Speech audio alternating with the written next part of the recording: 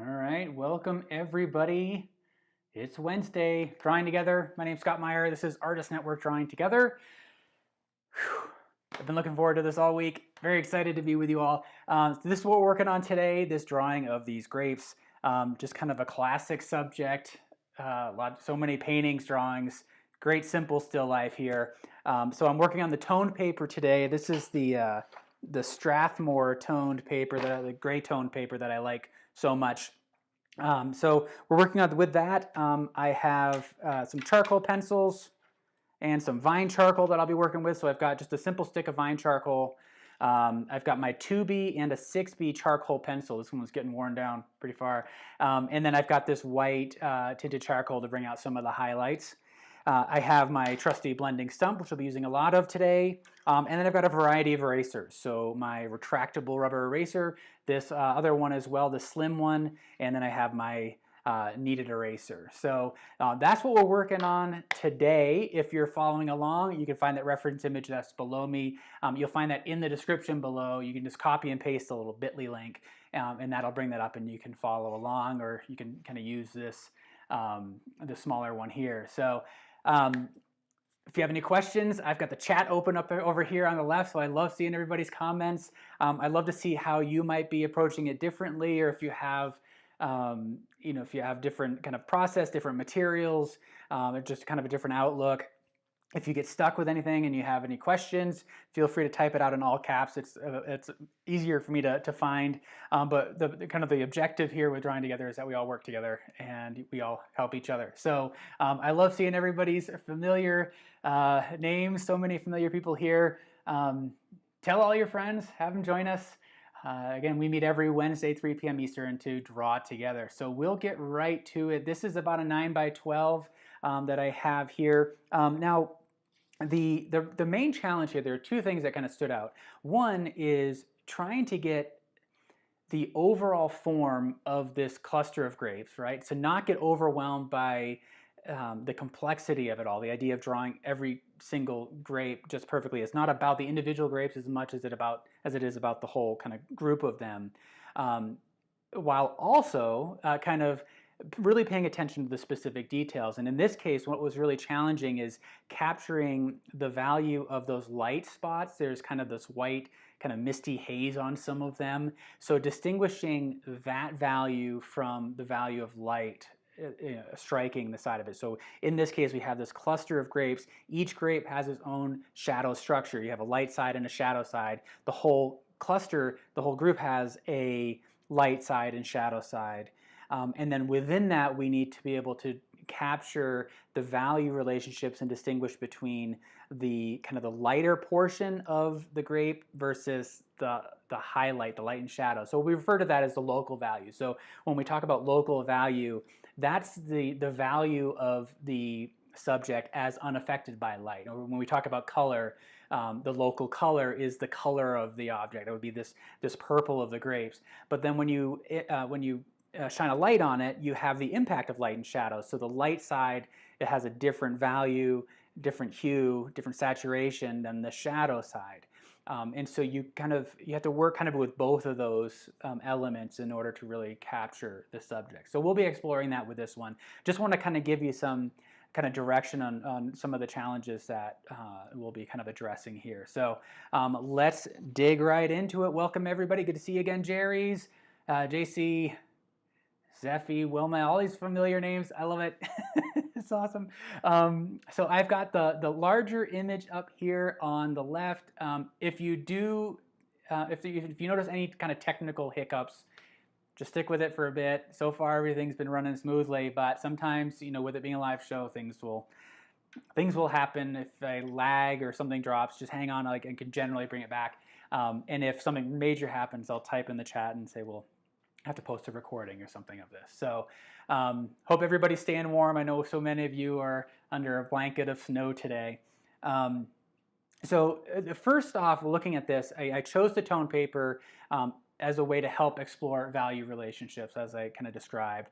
And it also gets me quite a ways into the drawing. So much of the background here is this kind of middle gray. You can see on the screen the value of the paper compared to the value of that background in the reference photo is very similar. And so right away I'm starting from a nice point with regards to value.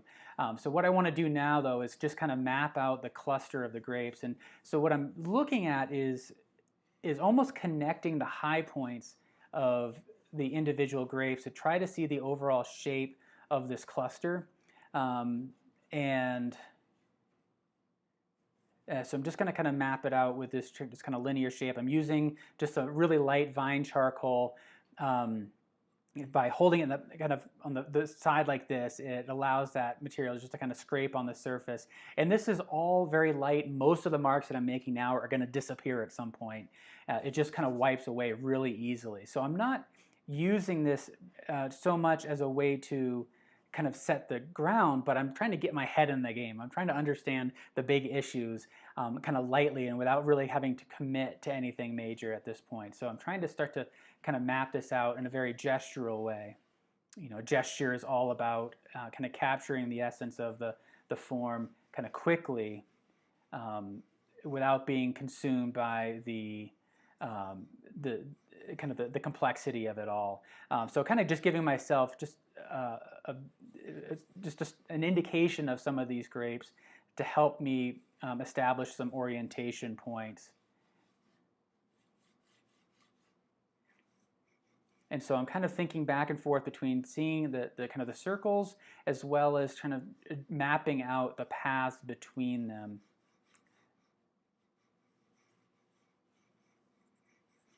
And I want to keep these marks really light and loose at this point, again, because I need to have some flexibility in this process. And we'll be adjusting as we go, but this first pass is all about trying to make sure everything fits on the page first off, and then try to establish the major proportions here. If you all have, I'd love to hear if you have different approaches, especially how you kick off a drawing. So feel free to share what you're working with. If you're working with the same materials, something different. This is again an opportunity for us all to kind of explore our own processes.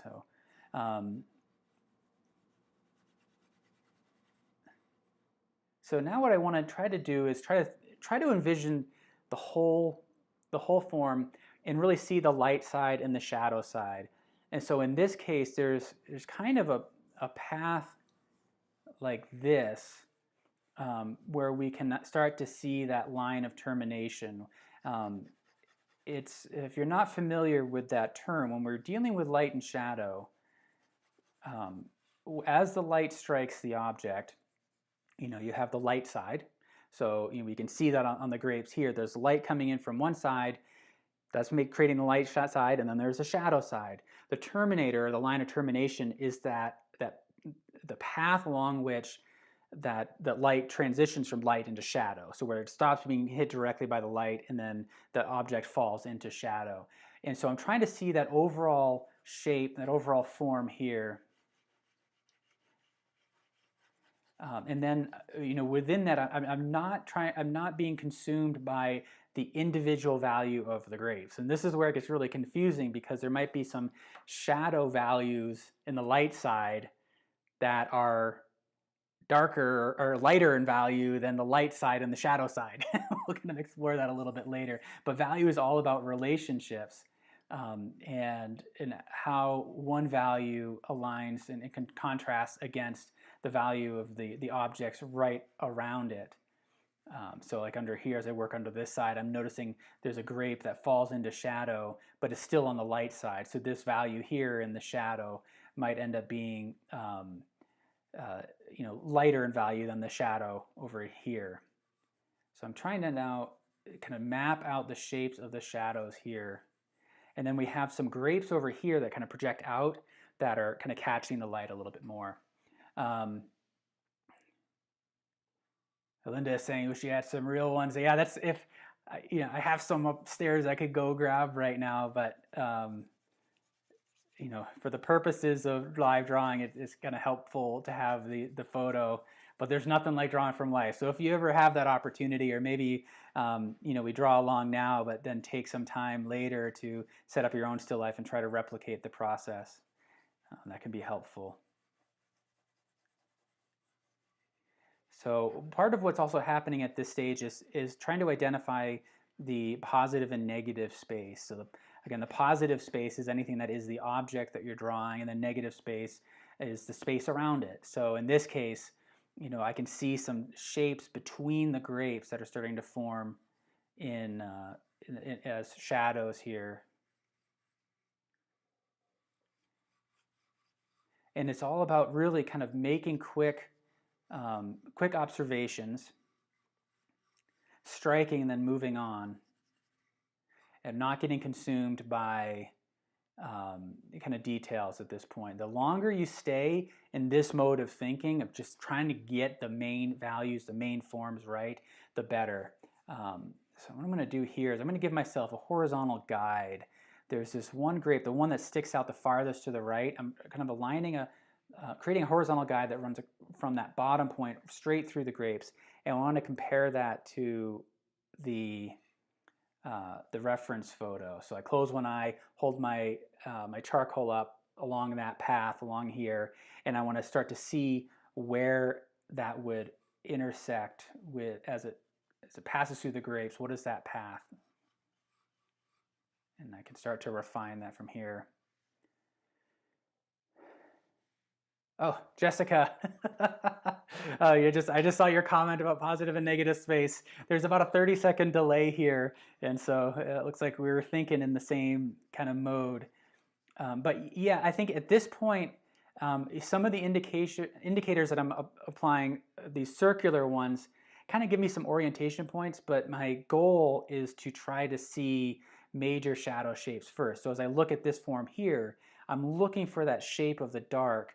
And within that, there are divisions as to where the individual grapes are, but I'm not going to identify those now. I'm not going to map those out now. I want to try to see those big forms, and then once I have that established, I can go back into it and then create more kind of clarity and more division between the grapes, the individual grapes within that shadow form. And that's for me the real challenge here is to try to do that. What I'm trying to do is allow the grapes to emerge out of this larger form, rather than starting by creating all of these divisions, by creating each individual grape and then essentially coloring in each one. I want to prioritize the overall form first. And it's a topic that we've covered quite a bit in this series, is that the difference between kind of seeing the forest for the trees and trying to understand the overall form, establishing that, and then breaking it up farther to show the individual pieces. And as it's starting to come together, I start to have more points of reference that I can use, and I can become more specific. And so one of the things that it can be really helpful at this stage is, as I'm working on an individual grape, I'm also checking in. I'm creating kind of plumb lines that drop down vertically, or horizontal guides, or using some angle sighting, checking the angles between elements. So as I'm working on one piece, my mind is also doing quick check-ins with other aspects of the drawing, as they're forming. And then from that, I can see, if I've placed this grape up here properly, and I'm confident in that, but it's not aligning with this, do I move this or do I move that? And that's your decisions start to become a factor there. But those decisions can often be challenging to make without the context of the whole, right? So we want to create a relationship between everything, and then keep focusing on that relationship and refining that before we get kind of sucked into the individual characteristics of each grape. Because once we have the relationship established, I can then focus on one grape at a time, and I don't have to worry about making sure it's the right size or in the right place. So this is all about essentially establishing the playing field within which all the individual elements are kind of situated.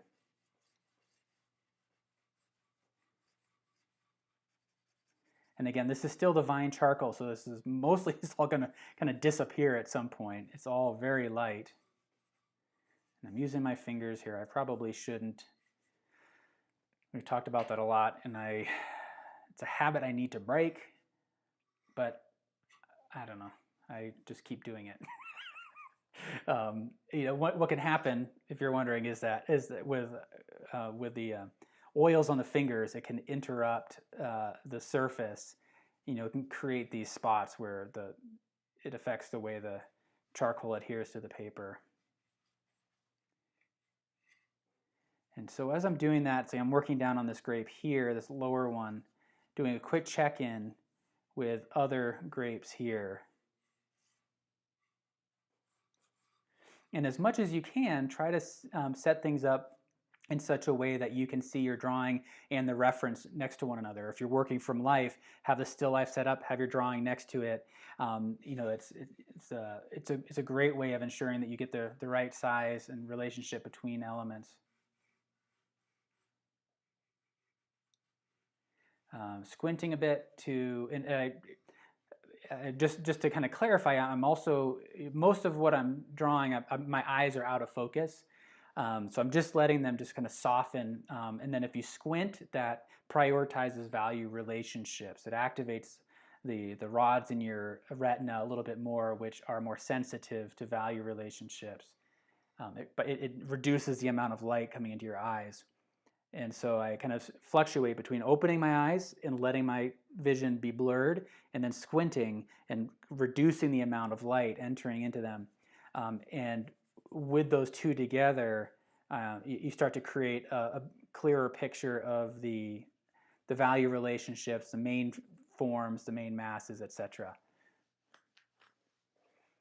All right, welcome everybody. Tanya Bailey, welcome. Glad you're joining us. We've got, I can't remember what episode we're on right now, 80 something. But if you are new, yeah, we meet every Wednesday. If you go to artistnetwork.com, you'll find the Drawing Together page where you have links to all the other episodes. You can also find them here on our YouTube channel where there's a playlist. And they're not necessarily in any specific order. So if there's a subject that's really kind of piquing your interest, then you might jump in there. We try to create a variety of subjects, moving from still life into figure. And we got a couple of the more recent ones back here that you can see, some landscape.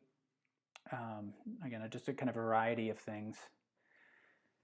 All right, so I'm feeling a bit better. I want to kind of shift my thinking, I think, to the negative space around here, looking at the shape of that negative space.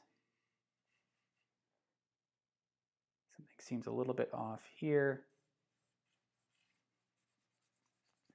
So I'm going to make some corrections. But I think if I'm say 75, 80% there in terms of the overall form, that's pretty good at this stage. And then I can continue to adjust as I add more specificity. So let's see, as things start to come together, it may reveal that some of the proportions are off. If you're able to set your drawing up, look at it from a distance, that can be helpful. Flip it upside down, look at it through your iPhone or something, then that can be helpful. Anything to kind of change the context of it and see the image in a new way. I want to start to establish something that represents that ground plane.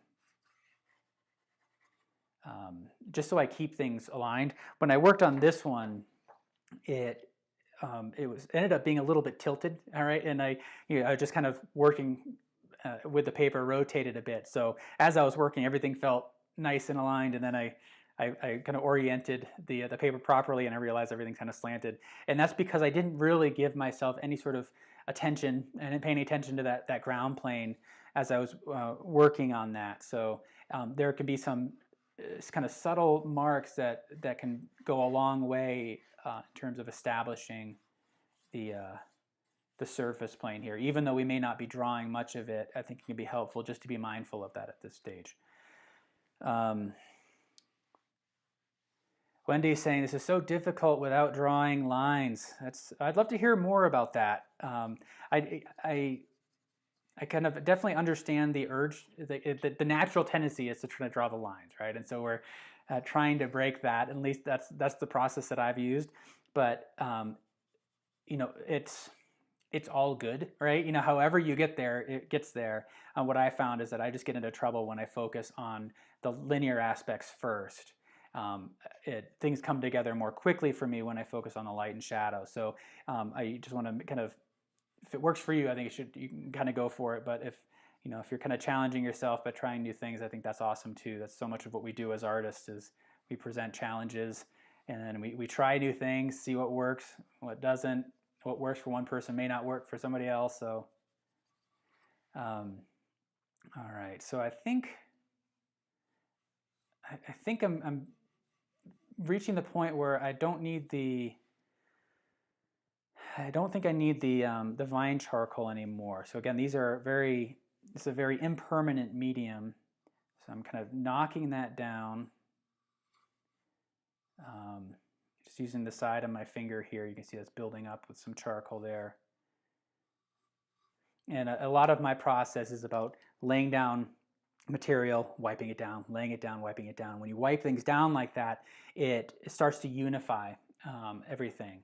And so we talked about that a lot in the last few episodes. So much of drawing and design and art is about finding that balance between variety and unity, right? And so the more variety you have, the more contrast, the more stimulating it is. It's going to be more interesting, but it also becomes potentially more visually confusing, and so then you might strive for more harmony, more unity, less contrast, which as you lower the contrast, lower the divisions in your drawing, the more easy the easier it will be to kind of identify the subject and kind of understand things, but it also may be less exciting. So we're trying to find that right balance.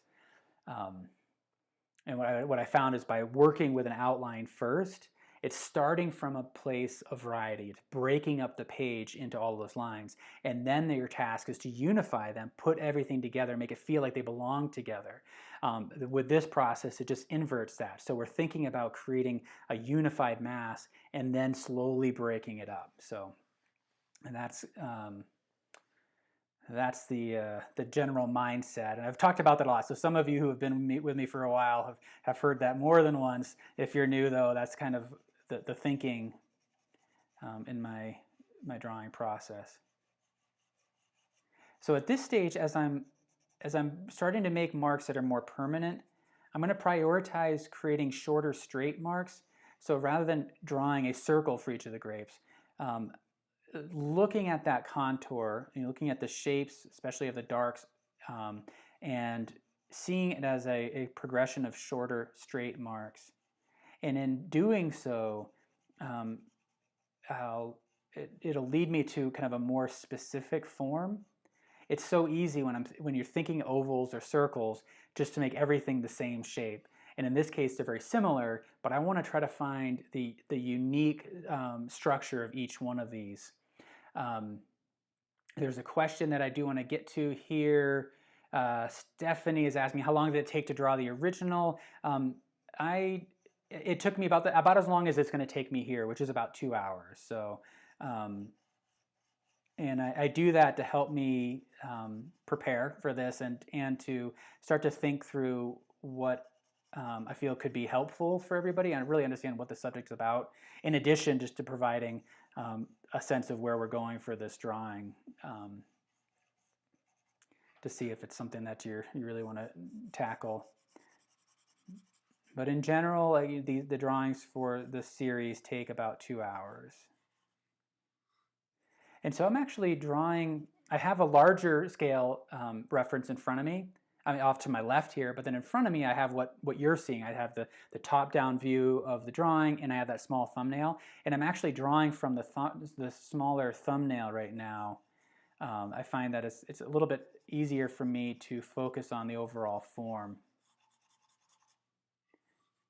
The other thing that you might want to be aware of, if you've never worked with toned paper before, it really allows us to confront the nature of value and our tendency to constantly be calibrating our values. So what's going to happen at some point is that we're going to kind of forget that we're working on toned paper, and we're going to start to see this as white.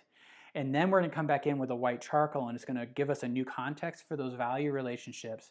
And whatever is, the gray is going to take on a different quality. We're going to start to see it in terms of light and shadow, and the gray as being lighter than it actually is. And then once we add the white to it, all of a sudden that gray is going to get darker. It's going to adjust the way the value is keyed for us. So I'm just kind of giving you a heads up of where this could end up going. All right, so I want to do a quick check-in to make sure that the overall shadow structure is doing all right. I want to kind of focus more on down here, this area. And I'm just using this overhand grip so that it uses the side of the pencil more than the tip of the pencil. It helps me to remember that it's not about the details. Once I switch to this tripod grip, like I'm writing, then you get these fine lines, and it really kind of gets my brain in the mode of thinking about details. So I do most of my drawing with an overhand grip.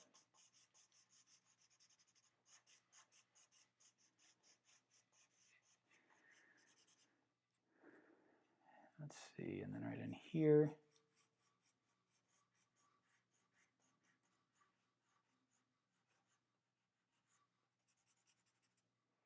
And I don't need a whole lot of pressure with this charcoal.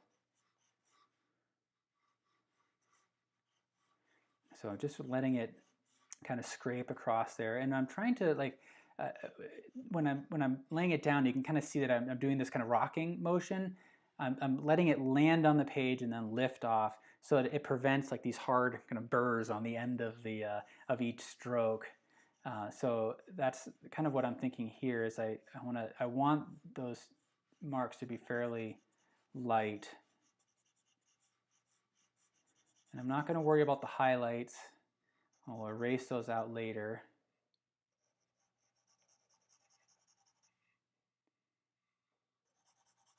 There's a stem that exists somewhere in here, but I'm not going to identify that yet. That's one of the details that I can address later.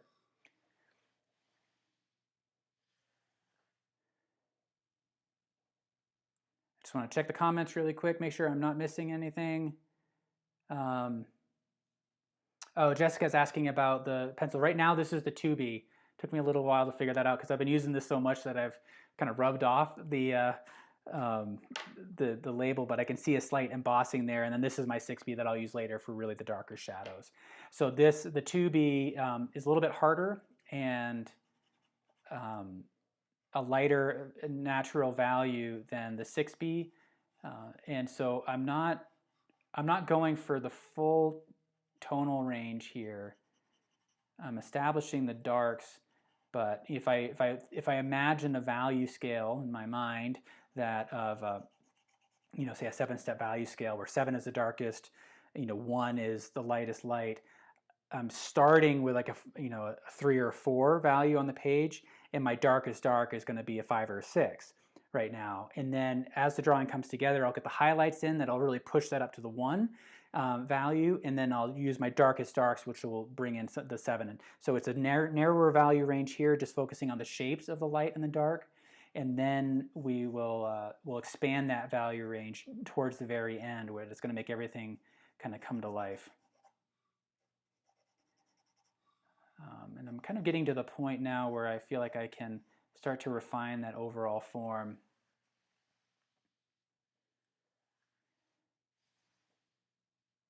All right, if there's anything else, any other questions? Oh, Joy and Jessica both asked the question about which one I'm using. I'm going to stick with this 2B for quite a while. One of the things I'm noticing right in this edge here is that it's very, very soft. The value here on the grape, where it's just catching some of the light, is almost indistinguishable from the value of the page. So I'm not gonna kind of invent that edge. I'm gonna let that stay soft, and instead prioritize this more dense value down in here.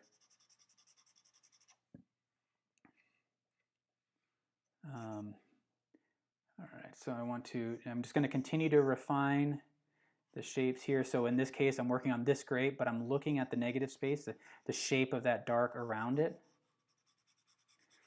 And I need to be careful. I want to be mindful of the marks that I'm making. So as I wrap around this, if those marks are very visible, it can end up flattening out your drawing. So if you're working on an area like that and you're finding that you're creating these halos or kind of rings around the grapes, try switching the direction of your marks to something that's contrary to that curve right there. So run them horizontal, for example, or vertical. And so just kind of pay attention to the direction of those marks. So that's one of the little things that we often don't think about, but it can really make a drawing come together. And so you just want to be aware of what's happening on the page. So in this case, I can make marks that kind of ring around the form of the grape, and it's not a very dominant mark, so I'm not too worried about it. But if it becomes stronger, then it could give me trouble later on. So just kind of thinking out loud here. All right, I think what I need to do is I've got so much, the outer edges is so messy right now that I need to, I think, clarify that a little bit.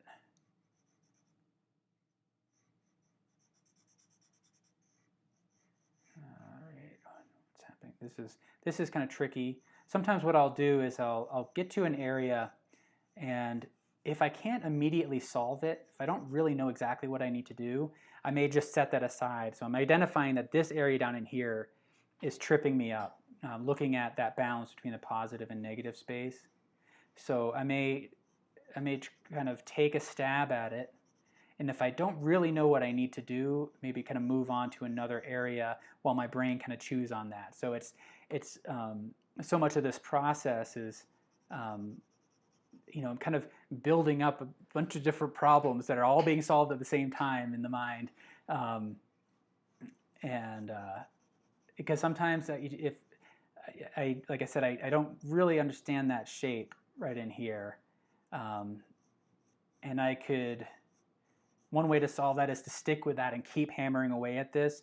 But sometimes what can happen is just by working on another area, and when I come back around to it, something clicks in the brain. I'm like, oh, now I see what I need. And sometimes it just takes a little bit of time. The brain just needs to chew on it for a little while longer.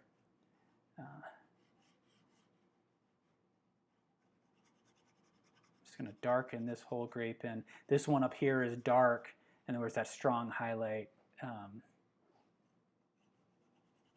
This one here is dark. So now I can start to identify the individual light and shadow structure of each grape as it's starting to become visible here. I can look to see, does each individual grape have a light side and shadow side? Samin is asking, could you talk about the difficulty in charcoal, especially hard charcoal, when compared to an easier medium like graphite? That's an interesting, let me see, I would love to hear a little bit more about the difficulty you might be having with charcoal. Is it a matter of control? Like is it just kind of slipping around? Is it not catching the page? Is it not staying on the paper? Is it not giving you the detail that you want? That kind of thing. That might help me to answer the question. Because and it just could be the nature of the materials I've worked with, but I feel like charcoal for me is a little bit easier than graphite. And so I just want to try to understand that question a little bit more. If you want to tell me a little bit more about your experience with charcoal. Or if anybody else has a kind of an insight into what you see as the difference between charcoal and graphite in terms of their workability. All right. Oh, Maier you just answered what I was just saying here. Like some people find that it's easier medium, and graphite is harder. Yeah, that's true. I think let me think. So while this is all brewing, I'll try to think through my feelings of the two. I guess I kind of switch back and forth based on the type of experience that I want. Charcoal for me is a medium that it's easier to kind of express and really dig into a light and shadow structure because it allows for a greater value range than graphite. And I switch to graphite when I really want something that is more controlled and I want that experience of making more controlled marks. I tend to work with them in a similar way in terms of understanding the balance between the overall form and detail. But there's just the difference in, in hardnesses is a big thing.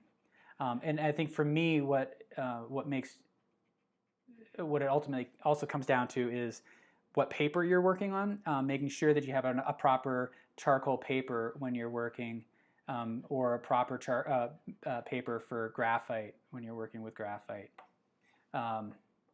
Brenda, that's a great comment. Charcoal is more like painting. I do consider charcoal to be a painterly medium as well, so I think it's a really good observation. Adela is saying you find graphite easier than charcoal. Lynn from Texas, yeah, it's wicked cold down there, I heard, so I hope you are doing all right in an area that is kind of less prone to cold snaps like you experience. So I'm just using my eraser right now to kind of clean up some of the edges, thinking about positive and negative space. So before I do that, before I just kind of get sucked into the drawing and just start cleaning up the forms that are here, as I'm making these decisions, I'm doing quick check-ins. So if I'm working on over here, I want to make sure that the shape that I'm working on is in the right place. So I'm comparing it to this over here, this grape, this grape, this grape, and I'm kind of evaluating these angles and the paths there. And if something feels off, then I can continue to adjust them. And again, I can make that decision about whether it's, if these aren't stacked properly, do I move this one left or right? Do I move this one left or right, up and down, etc.? So we're still trying to focus on making connections between things rather than focusing on the individual characteristics of each form. All right, and so, and just we've mentioned that before here. If you've got your eraser, the eraser is always you're always contributing to the form. It's not just about making corrections. It's about contributing to the form. So you're using the same thought process when you're erasing as you are when you're working with the charcoal.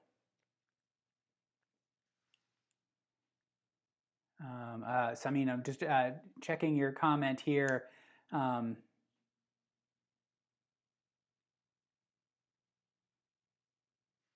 Oh, it sounds like what you're experiencing with the charcoal is kind of a streaky quality, and that can definitely be an issue. It can be the paper. I find that often, if that's happening a lot, you might stick with the vine charcoal, which is softer and it kind of moves things around. And what that does is it provides a layer on the surface that can sometimes make the compressed charcoal that's in the charcoal pencil, it might allow that material to kind of accept on the page a little bit easier. I almost consider it kind of seasoning as the term I use.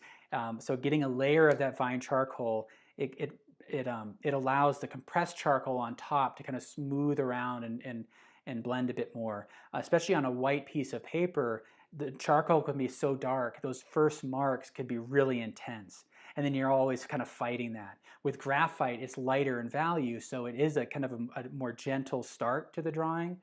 So my suggestion then with charcoal is to stick with the vine charcoal a little bit more and play around with different brands. Some are scratchier than others, and sometimes you'll find like a little knot. I can see one right in here. Because it's a natural material, it'll have little bits of sap or a knot or something like that left over from the willow or the vine that it was made from, and that can get really scratchy on the surface too. So there's a lot to kind of play into that. There's a lot that kind of plays into it, and as you experiment with the medium more, you'll kind of pick that up a bit. So JC is saying I didn't much like charcoal until starting the group. But now you love vine charcoal. That's awesome. Yeah, we've talked about that before. There's just some mediums that we resonate more with than others, um, and I think it's good to challenge yourself, um, and so it's awesome to see that you all are giving it a shot. And you may play around with charcoal and say it's not for me, or you may play around with graphite and say it's not for me. But I think you can always learn something by experimenting. All right, so now I've got the 2B again. I've kind of refined the outer shape, and I'm feeling more confident in the overall structure. And so now I can kind of shift my thinking towards kind of more refining. So I'm still going to use this overhand grip. And if you don't work this way, I kind of encourage you to give it a shot. We spend so much time in our early years holding a pencil like this, it gets really uncomfortable to switch to an overhand grip. But the more you do it, what I found at least is that it opens the door for a greater range of marks, and you can do so much with an overhand grip. We often think that if we want fine detail and control, we have to switch to this grip, this tripod grip. But using the side of that pencil, it can create a really fine mark. And so I just kind of give that a shot. And again, it can take a little while to get used to if you haven't really worked that way. So hopefully, I've seen students that definitely get really frustrated at first, but as you get used to it, it's just like anything. Your brain will kind of absorb all of that, and it'll become more natural to use an overhand grip. And then the advantage, again, anybody who's been with the show for a while has heard me say this over and over again, but using an overhand grip, engaging the side of the pencil, I'm constantly filing it down so I have that sharp point when I really need to get in there and make a sharp, defined edge.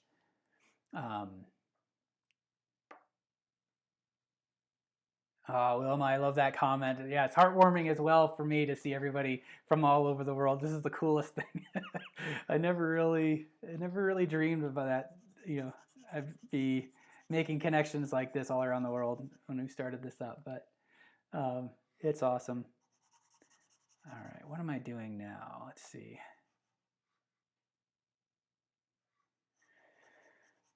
I'm going to switch my thinking now to really focusing on the edges of the individual grapes. So that's the other kind of I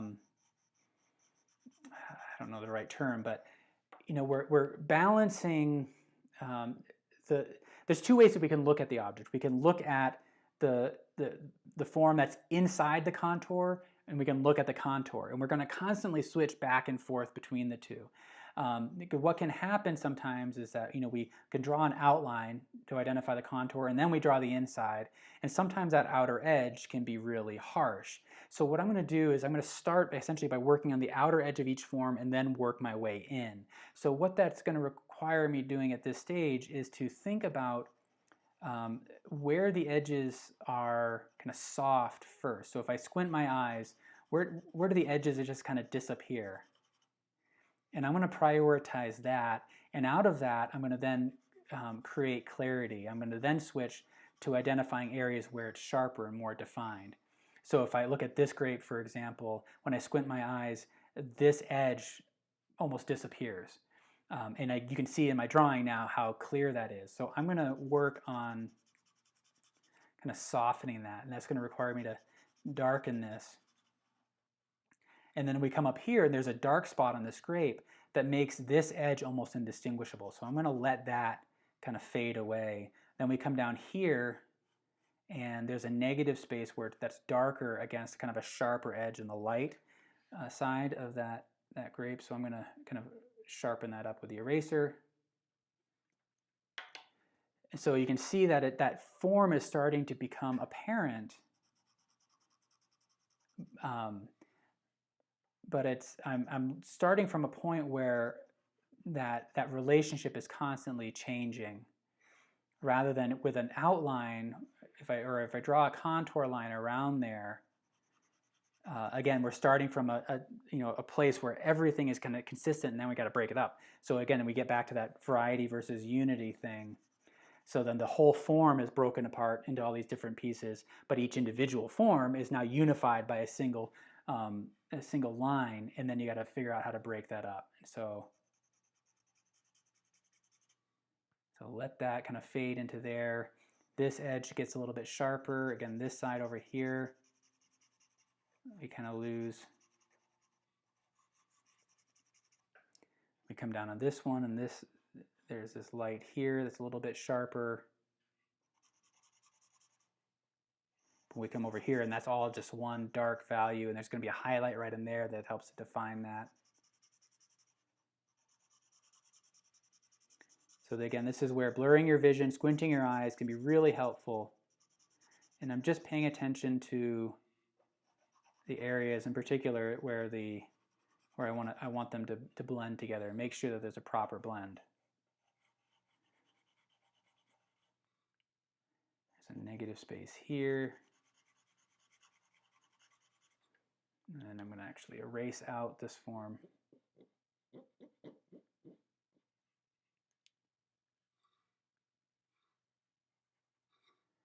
That's the other thing too, is when you work with both the eraser and the charcoal, playing around with the way the forms overlap. So for example, as I look at this grape here, where am I? All right, so there's this darker grape here, and there's a lighter edge along here. I can take that darker value and just bring it right over that edge, and then use the eraser to kind of cut back into it. And that can be an effective way of, again, reducing the reliance on line. So if your objective is to create something that looks kind of realistic, right, more correct in terms of its light logic, light and shadow, then you want to reduce the amount of the contour lines. So if you look at these objects, they're not defined by contour lines. They're defined by value relationships. There's different shapes and value relationships. And lines are then effective for kind of creating expression and design elements, and kind of clarifying edges when you need to. But if you're going for realism, the more you can get rid of the contour lines, the better. All right. So like right down in here, for example, I'm gonna draw this dark value. I'm gonna let it overlap this grape here. And then I can use the eraser to kind of clarify this.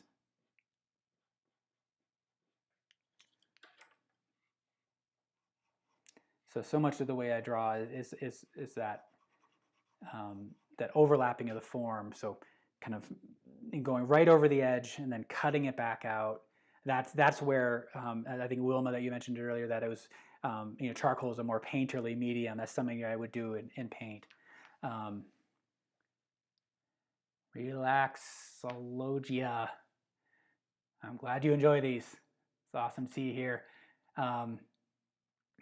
Monica saying that you enjoy working on the overhand grip more. That's awesome. Let's see. Samina saying the General's charcoal is the softest I've ever felt, unlike Derwent. It felt almost like I was cheating. It felt like it was wet painting. That's interesting. I've noticed that too, that the Derwent tends to be harder. So it's a little bit more control, a little bit more fine detail. The General's has a kind of a greater range. It is a bit softer, kind of smoother, almost creamier. So I kind of switch back and forth depending on my needs. But I'm glad that Wilma, that you're saying that your drawing habits have changed. Hopefully, yeah, for the better, which is awesome. Hopefully not for the worse. So let's see. And then Joy's saying you're using the Conte. And then Joyce is saying up here, can you talk about the brand you're using? So today I've got General's charcoal for these two pencils, and then I've got my Derwent for the white. I kind of switch back and forth between Derwent materials and I like the General's charcoal. I do like Derwent a lot, and in particular the graphite pencils I really enjoy. Their onyx I love. And then this is a Derwent eraser, that this retractable one that I like, that I have kind of filed down into this chisel point. This is also a Derwent eraser, as is this Kneaded eraser, I believe. I think it's a kneaded, the German one. And then I can't remember who made this vine charcoal. I just got a whole stack of them. But you know, like I said, brands can vary quite a bit, so I think it's worth it to kind of play around with it. All right, so we're almost an hour in. I'm going to switch now to this blending stump. So this is where I can really start to kind of really focus on the form. So what can be helpful at this stage here is again to remind yourselves that we're always contributing to the form. So it's not just about smoothing out the drawing, but we're trying to describe something in the subject. Again, I'm going to try to using this as a tool to capture something about these grapes here. And so as I'm working with this, pay attention to the charcoal load on the tip there. You can see how it varies as I rotate that around. And so it's going to pick up material as you're working with it. And if you kind of rotate it, it'll distribute it more evenly on the tip. Because I think a blending stump like this is a really fantastic tool for creating texture and form. As I'm doing this, I'm trying to think about the three-dimensional volume. So think about the cross contour. And if that's a term you're not familiar with, so a contour, it represents the outer edge of a three-dimensional object. Boy, that's really dark and distracting. So a contour is the outer edge of a three-dimensional object. You know, so a contour line is a line that you would draw around each of these objects. And then the cross contour are marks that you use inside of that form to describe the form. So if I'm looking here inside the form, I'm really trying to wrap the marks around that form, and that's going to help to create a sense of three-dimensional form.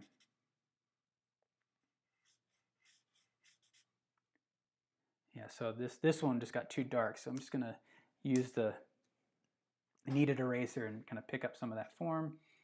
And then it's, again, that blending stump is loaded with charcoal, so it becomes a tool for mark making as well.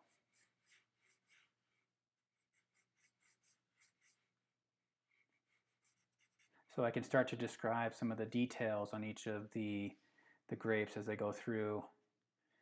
And I just like to kind of make a quick observation, move on to the next, make a quick observation, move to the next, and then come back around to the drawing rather than stay fixated on an individual grape at this point. So I could do that. I could really just now focus on each individual grape, move, finish one, move to the next, finish one, to move to the next.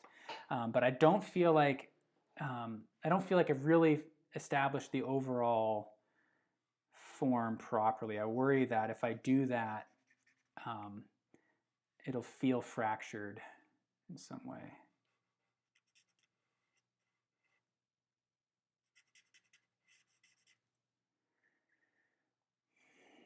And so let's see, just kind of moving through here.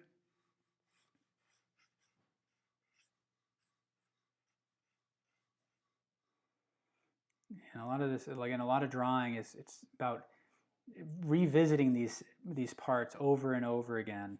Each time you do, you'll have a deeper understanding of it.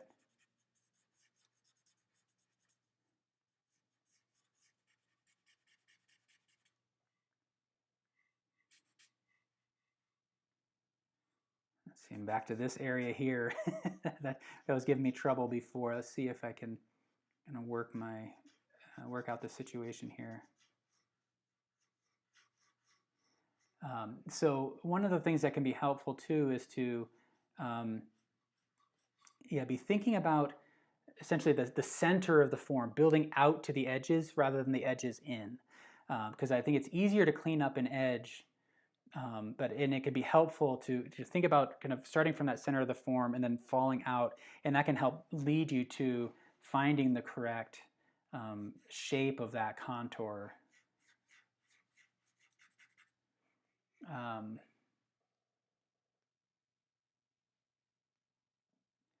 Tanya Bailey is saying, never use charcoal. Do you need to use a fixative when you finish? I do not use a fixative. Having said that, though, it depends on how you're storing it. So most of these they're just stacking up on one another, and I put them in this little box that's next to me. If it's kind of going to be exposed and it's going to kick around, then you might want to use a fixative just to prevent dust from, working its way into the rest of your house or in your environment. If you got a cat that's going to walk across it or something and then pick up all that charcoal dust and move it around the house, that could give you trouble. But one of the things it's just not really part of my habit is to fix it. If I were to frame it, I might try to fix it. But I want to be really careful because it can affect the overall contrast. Some fixatives will really boost the contrast. So if you have a delicate area, it might kind of interfere with that. And it could be stinky. So I think it's kind of a personal preference, but just kind of, like I said, be mindful that different brands can give you different results with regards to fixative. And if you do frame it, you don't necessarily need to fix it. It's going to be behind glass. And so as long as you have a mat and provide a spacer so that it's not pressed directly against the glass, then it gives a space for the charcoal to fall down as it kind of sheds a little bit if you need to.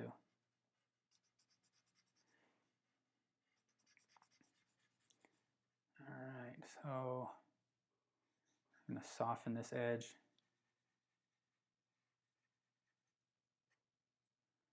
Here, let's see. So I'm seeing some. I'm gonna try to indicate some of that texture in some of these forms here.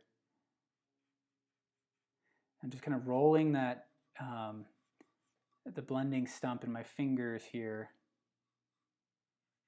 so that I'm kind of activating a new part of it. And I'm not too concerned about matching it 100%. I'm trying to get an overall sense of the texture on each of the grapes. And so I've got some marks like down in here, for example, that aren't a perfect duplication of what I see in the reference.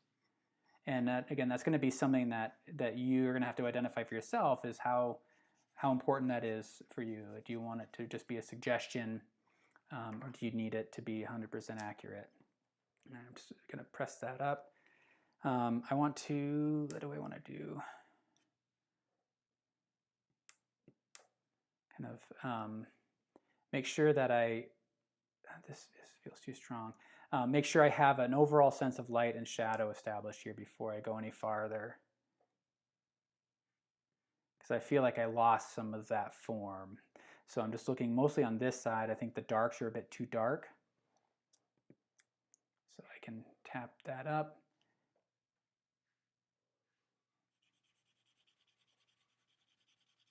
And that can get a little bit darker here.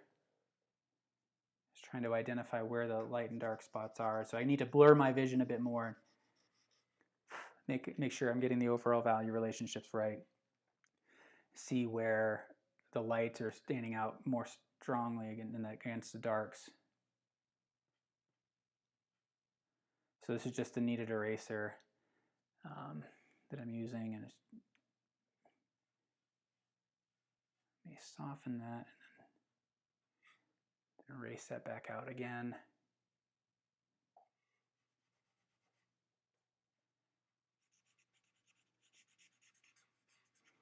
And so the other thing I know is I have my 6B in my pocket right now, or not my pocket, but like right here, that is going to help me to clarify the individual shapes in the dark areas.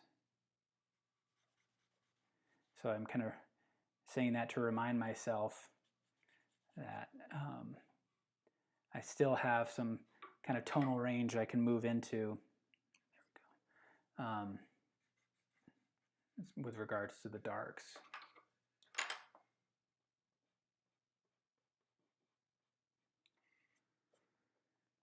All right, so I'm feeling feeling generally good about the overall light and shadow structure.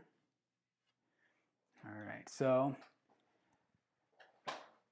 Alma saying you've been practicing the negative drawing. That's awesome. All right, I'd love to hear all those comments. Let's see. Joyce is saying similar to wrapping circles. Yeah, I guess if you must be referring to the cross contour.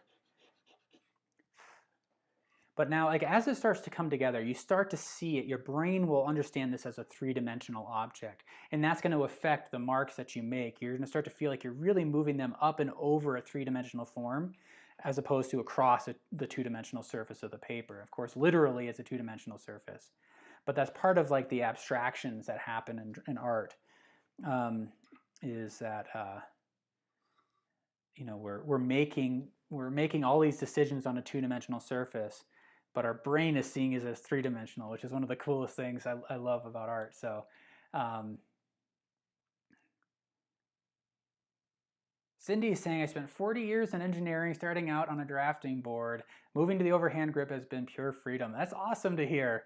Yeah, I can imagine as an engineer that it required a very different approach to mark making. And I imagine it's been, there's some probably strong habits that have developed over those years. All right, so now what I'm looking at is I'm gonna push the tonal range to the darks a bit more. Switching to the 6B, I'm gonna look to areas where there can be darker. So before I lighten areas, I'm gonna go for the darks. So right in here, I don't need to get too dark.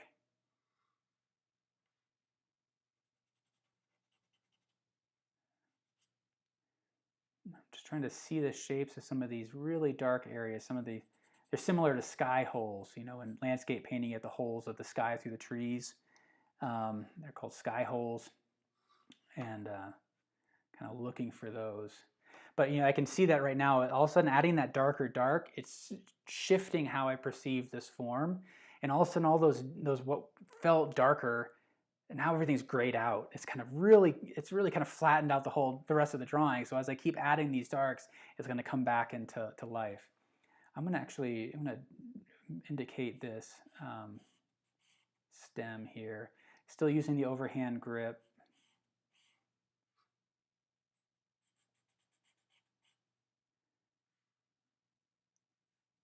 And I'm going to come down here, just kind of identifying these darkest darks. And I'm kind of giving myself some notes my focus is on this dark form here, but something is off. I feel like this part now needs to come up a little bit.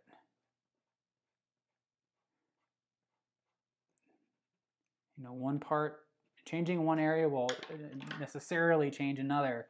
So it's all about the relationships here. So as I kind of examined the placement of this dark here, and it made me kind of adjust then the shape of this grape below it.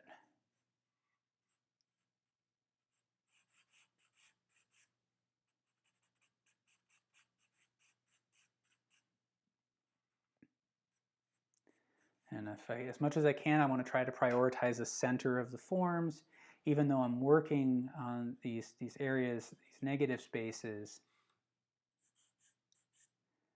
I just want to see how these decisions are impacting the overall sense of volume.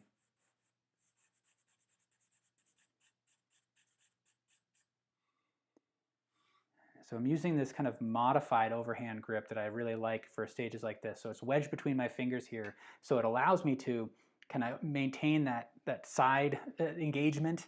And then I can just roll my hand up to get some of those details as I need it. So it gives me a little bit of variety. So it's, like I said, it's this kind of modified overhand grip.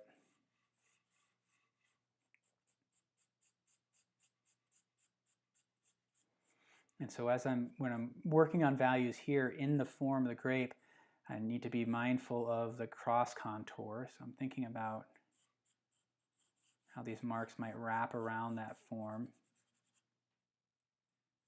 And then here we have a cast shadow. I got to figure out how these overlap. Let's see. There we go. So fairly light pass right now, and then I'm going to go back in and then darken it a little bit more here.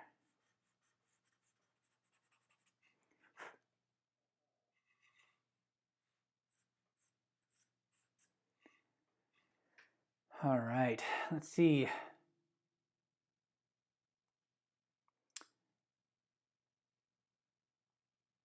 Let's see, Wendy saying, I'm looking at things differently now. That's awesome, noting light and shadow. That's great to hear. That is actually, to me, it's so much of the power of art making is that it's, when you're working from life, it gives us an opportunity to kind of slow down and really understand the subject. And we talked a bit about that in previous episodes, kind of what happens when we're confronted by an object is that, it goes through our visual system. The light passes as wavelengths, these photons are bouncing around, and they pass through through our pupil onto our retina, and our retina translates those photons, those vibrations of light, as an electrical signal. It translates that into an electrical signal that then goes to our brain, and then our brain interprets that signal from the retina. And most all that happens in the smallest measurement of time, and most of what that's designed to do is, there's a lot that's happening in that process. But what's important is it's ultimately what's important is that the conscious mind kind of has an understanding of what this is, and so you have all of this processing being completed by the brain with the purpose of sending a signal to the conscious mind that says these are grapes, right? So what the brain is processing in order to get us to an understanding of the grapes, our conscious mind isn't really aware of. It just, we just kind of, your brain says you don't need to know how I know these are grapes. You just need to know that they are. And so what drawing does and painting is it slows that down, and we really start to engage with that part of our brain that goes through all of those layers of processing. And we say, well, how do we know that these are grapes? Well, it's because of the shapes, the form, the values, the color, all the memories we have of them. It gets impacted by our emotional connection to these. Or if you've had potential, particularly sweet ones, you might have a different association versus ones that are more sour, right? So there are all these things that happen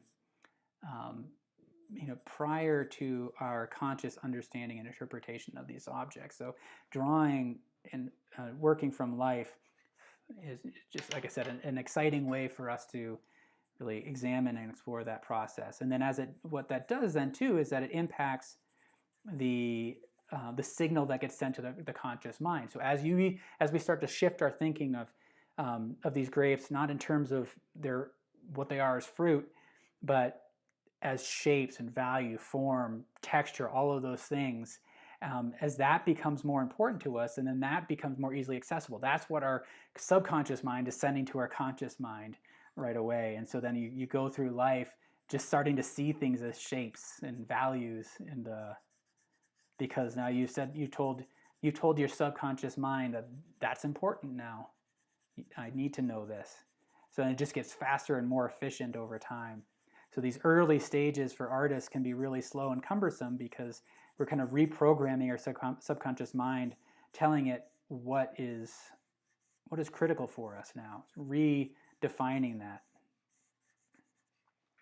When you think about it, we develop that process because in nature, if we were to have to stop and really think about, how do we know what we're seeing is what we're seeing? Like break it down into its visual elements every time, we would never get through life. But because all of that happens so quickly, it also opens the door to misperceptions, assumptions we sometimes make. So That was a bit of a tangent there. Hopefully that made sense. But I love that comment that, that it's affecting how you're seeing the world. That's really cool, because that's exactly what it does for me. And I know so many other artists who have said the same thing. Let's see, Kablooey59, I want to try this with pastels. Awesome. You've tried this with watercolor, so line and wash, then define with ink. Oh, that's cool. Yeah, because I know some artists that reverse that. They'll do like the ink, pen and ink line drawing, and then apply a wash on top of it. So it's cool to see that flipped. Rocket434, hello. Thank you. Gabloo, you're watching at 2x speed. That sounds awesome. In order to catch up. Yeah, and then Mundivrai saying, geez, all the midtones. Yeah, there's a lot of midtone in this. So we're going to kind of push that and expand that range, but starting with those midtones. And what I'm noticing too is that there is a difference. Things are a little bit washed out on the camera here versus what I'm seeing in life. So these darks in front of me feel much richer than what I'm seeing on the camera. So I need to figure out how to kind of adjust the exposure settings on my camera a little bit better. All right, so now I'm gonna focus in on some of these areas here. Get more subtle observations.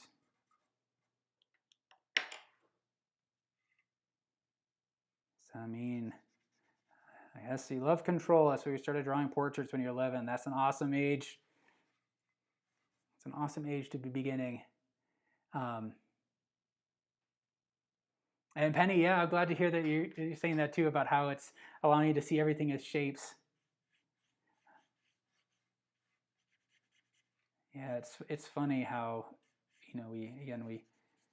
there's so much processing that happens in our brains that we become less aware of sometimes. And all right, so what I'm going to do, I'm going to stick with the darks.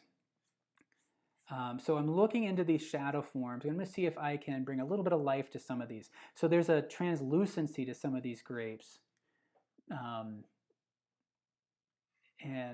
what can help to identify there, to capture that, is to look at where the areas of density in the shadow form. So if I'm looking down at this grape, for example, there's some bounce light coming up along this outer edge, and then it gets a little bit darker right in here, just set inside. So I'm going to bring in some of that dark, and that dark path seems to cross right over into here.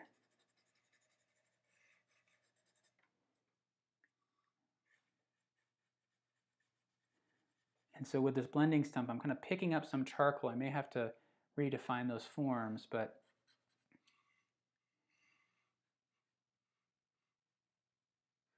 and then with this blending stump too, you can just kind of tap it and roll it, and you can create some really cool textures. So what's kind of critical here, though, is really understanding, again, that cross-contour information. So really observe the path that the texture is taking as it's wrapping around the form, and then try to capture that. And if you have just like a really light touch with this blending stump and it's loaded with charcoal, as this one is, so you kind of roll it in your fingers and let it kind of skip across the surface, it starts to create a kind of a mark that feels more naturally formed. It feels sometimes like cheating in terms of creating texture. So here's an interesting spot right here. We could see some bounce light coming up under here. So light's coming down and it's bouncing around all these objects and it's striking in the shadow side. I want to be careful not to overstate it, but I do want to indicate it a little bit more. So I'm going to use my kneaded eraser and I'm going to try to refine that edge. Right, like this. And if it's too strong, I can correct that a little bit. But that's one area where I see kind of students struggle with sometimes, is when you become aware of that bounce light, there becomes a tendency to overstate it. But if you squint your eyes at the bounce light, it often just disappears into the shadow. And what that indicates then is that there's very little value contrast then between the value of the bounce light versus the shadow. And so you don't want to overstate that in your drawing as well.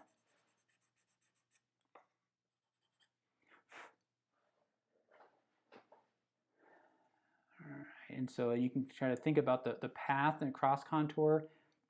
It has kind of latitude and longitude lines on a globe. So there's marks that you can use to wrap around one direction and then another. And when you combine the two, it can really describe what you need to.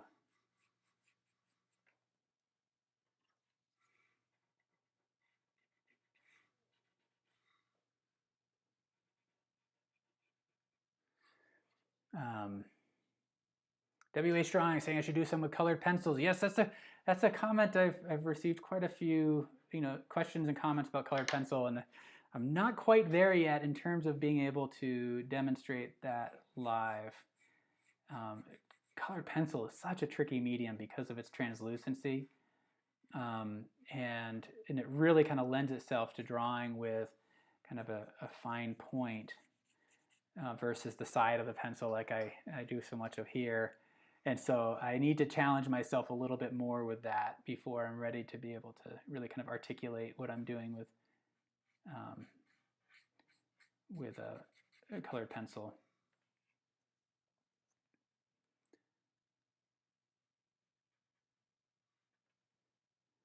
And then up here, as I'm looking, if you look at these 3 grapes in particular, the shapes of the light and the dark are really tricky.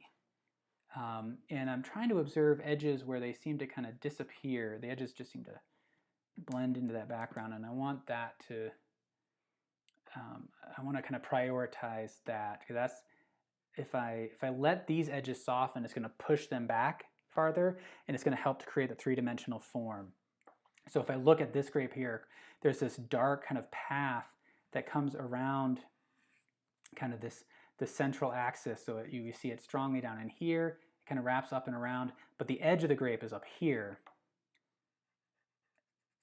And so I just really want to capture that, because that's what's ultimately going to create this 3-dimensional form. So I'm going to erase out an area where that highlight's going to be.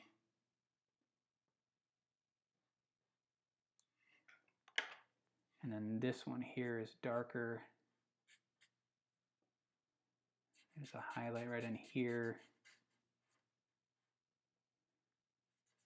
That's a pretty solid form right in here.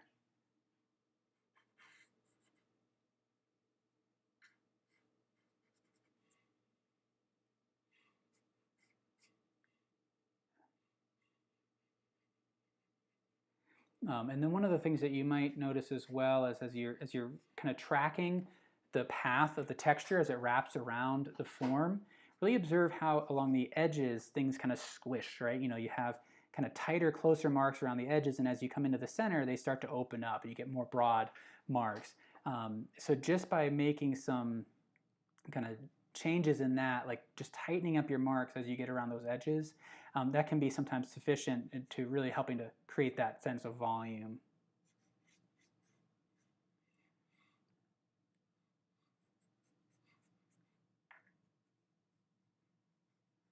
And some of these grapes have kind of clear kind of striation, these longer, thinner marks.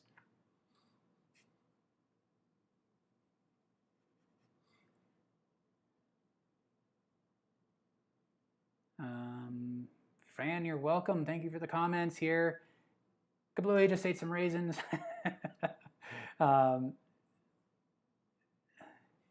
Constance, I'm glad to get those comments here.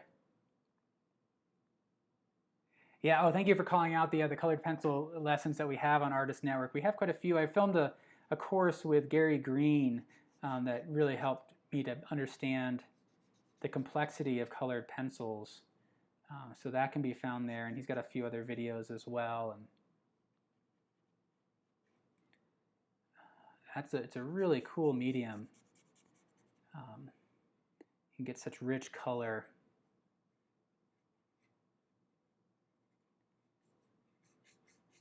All right, so I'm sticking with the darks. I know kind of in the back of my head now, I'm kind of prepping for the lights that are going to come out of this. Because hopefully at this point, as you're seeing this, again, you're kind of calibrating to the value structure here. And we're seeing those light areas as highlights now. But I know we're going to, as we bring in the white charcoal, it's going to really expand that value range. It's going to key things differently. And we are hopefully going to really be able to expand that form. It's all going to come to life once we add those kind of the details and the light and shadow structure.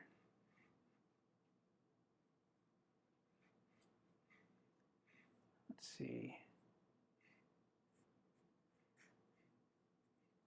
Now the other thing, one of the other reasons I kind of chose the white charcoal, and I chose to use this gray tone paper and use the white charcoal, is that I want to kind of talk about kind of what happens when you mix the white charcoal and the black charcoal. You get a different tone than when you allow the tone of the paper to be itself, or you build just the pure white on top of that toned. So that's something that we're going to use here to hopefully differentiate between these kind of gray dull spots on the grapes versus the highlights and the stronger light shining on, like say the darker areas of the grape. So all right, so let's now I'm going to kind of refine things a little bit. What do I want to do? This is still kind of sloppy, so I want to, just thinking out loud here, refine this a bit more. I've lost some of the depth in the darks, but I'm going to come back in later, I think, and expand that value range after I've done the highlights.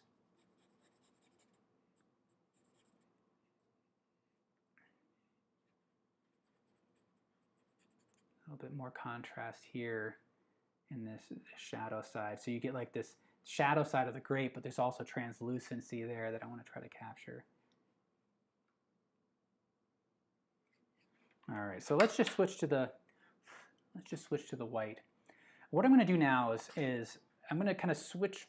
I'm going to be thinking about capturing that, yeah, again the dull white kind of gray areas on there. So I'm going to allow. I'm not going to erase out the charcoal on here. Normally, what I would do when I'm adding white is to lift off any charcoal so that I'm working on that bare paper and prevent the white charcoal from mixing with the dark charcoal. But in this case, I want the two to mix because it's going to create this flat gray. So I'm just going to use this overhand grip, and if you just kind of blend them together in these circular motions, you can see how it's kind of lightening the value, and it's kind of blending the marks, and it's going to create this, it's kind of simulate that, it's going to simulate that haze, that mist on there.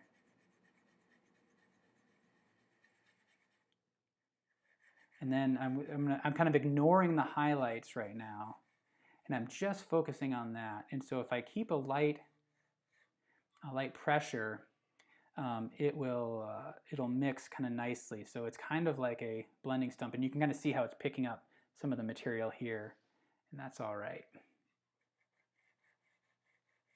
So it's kind of like working with a really kind of refined blending stump, but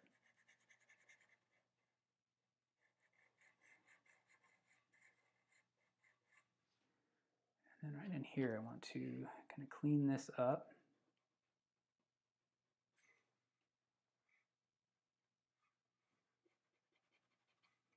I've kind of made a mess of the paper over here. I'll clean that up with the eraser in a little bit.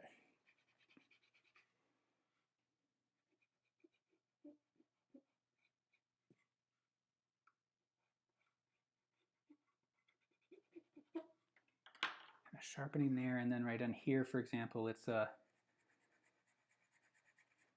what I'm trying to do is create a change in the quality of the tone. So there's a warmth to the paper. There's a coolness to the tone when you mix the white and the black charcoal. So I'm kind of trying to leverage that coolness as much as I can at this stage.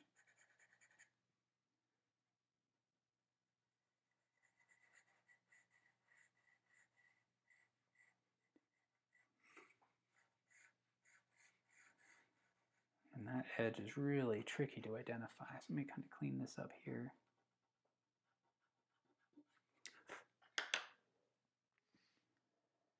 Somebody is asking what brand this white charcoal is. This is the Derwent white charcoal that I'm using.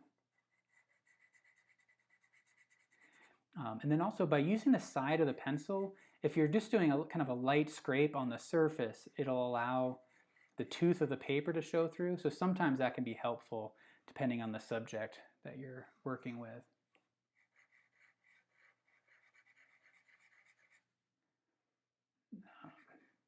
So as I'm doing this too, again, I'm not focusing on the highlights here, really the light and shadow as much as you know, capturing that and reinforcing the form by focusing on the that gray kind of haze and that texture.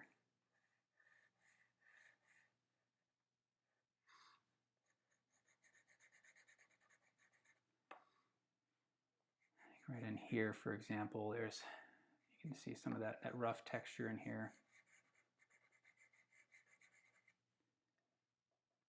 And then kind of, if you use these kind of small circular marks, it blends them together nicely. It blends some marks. So it's like I said, it's like having a refined, kind of controlled blending stump.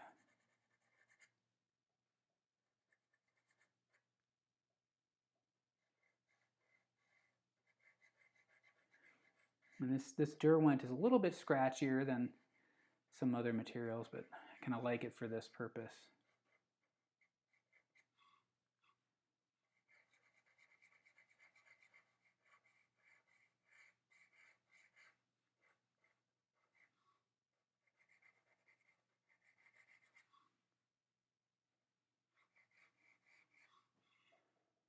All right, so this is requiring a little bit more focus, so I'm kind of less chatty at this stage here. Mary C, awesome. I like the comments there. I'm glad you're enjoying the process here. Bev Jones, just starting to work in graphite and colored pencil. Yeah. Let's see, Kabuli say, charcoal is faster version of pastel, graphite faster version of colored pencil, as in to emit the color. That's interesting. Yeah, those are interesting comments. I think I see what you're referring to there. All right, in here, I want to kind of sculpt this a little bit using the white. So again, you can see it's just this really light kind of scraping on there and refining the forms. And I think I'm actually almost at the point now where I can focus on the highlights. So I'm just kind of looking at the texture right now to see if there's anything that I can do to help reinforce the texture. And if anything, try to focus on the center of the form to bring that forward, allow the edges just to get soft. And some of those dark spots I've kind of lost, so I'll have to reestablish those, but I can do that. All right.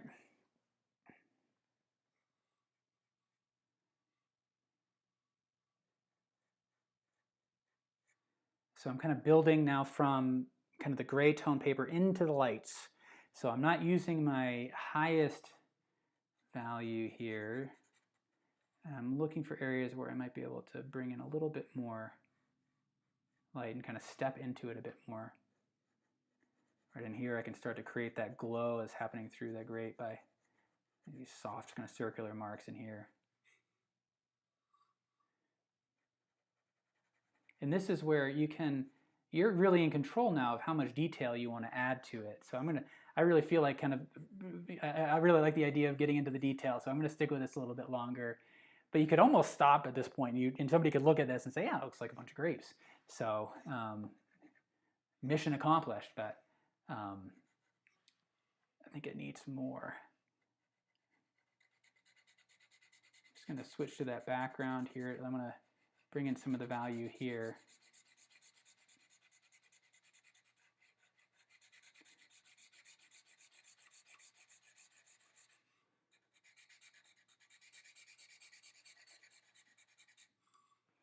It helps to sharpen up that side a little bit.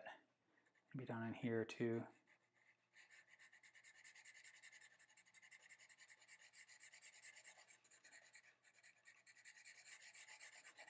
And part of what I'm doing here is just kind of refining the tip.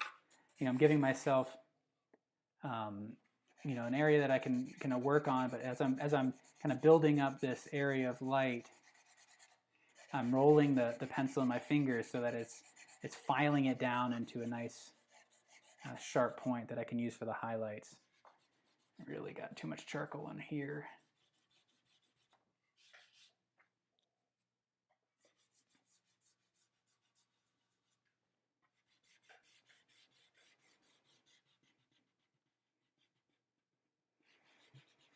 I'm just kind of cleaning off the paper here where I got it all kind of mucked up.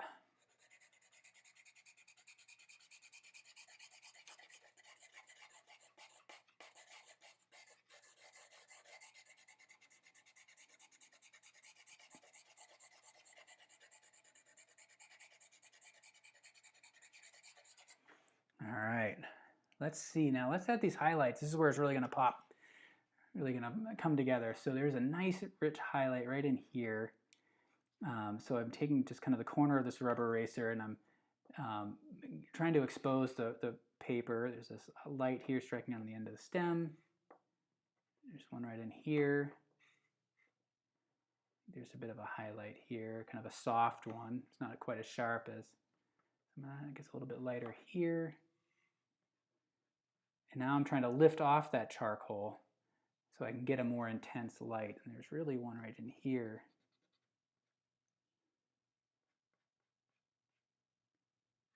There's one right in here.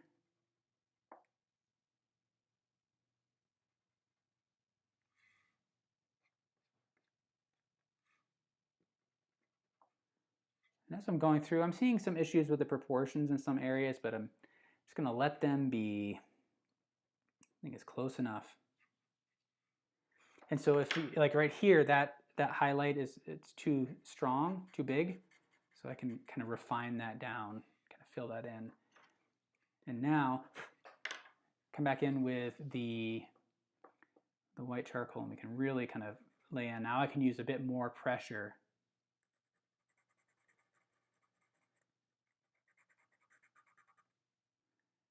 And pull out these highlights here.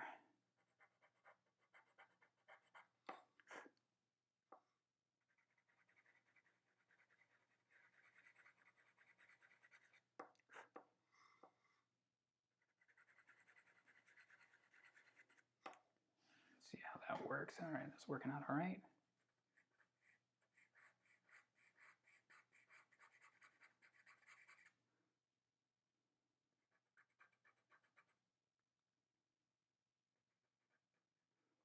And so now the sharpness of the highlights really are what defines kind of the glossy quality of the texture here. So the sharper the edge of the highlight, the greater of an indication that it's a shiny, kind of slippery surface. And then in area down in here, for example, that edge is more diffused, which shows that portion of the grape doesn't have, you know, it's not as shiny, it's more matte. The surface, it's got that kind of hazy quality to it.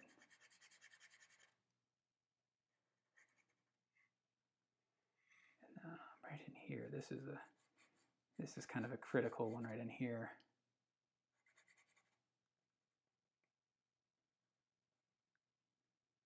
A little bit of light kind of striking in some of the texture here, catching it. And then there's this little dimple right in there.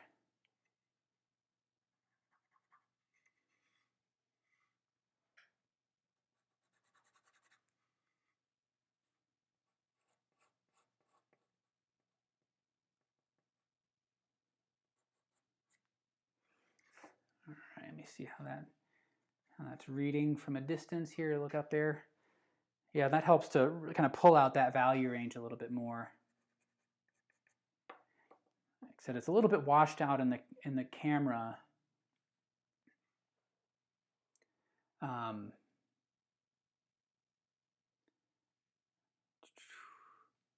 I'm going to see if there's any other questions here. I see a bunch of comments that I want to kind of get back into the drawing here, but if I'm missing anything critical, let me know. but it looks like everybody's kind of sharing some processes. So I'd love to hear how you all work, if you have a kind of a preferred medium that you engage with more. All right, so now what I'm going to do is I'm going to just kind of go into another level of detail. So now that I've got the highlights on there and I know what my tonal range is, I've got my lightest lights, and now I need to get back in and redefine my darkest darks. And we built them up at once, but now we're going to do it again. Oh, that squeaky noise is that's a great sound, huh? I don't know how it's coming through on the microphone, but it's not pleasant here.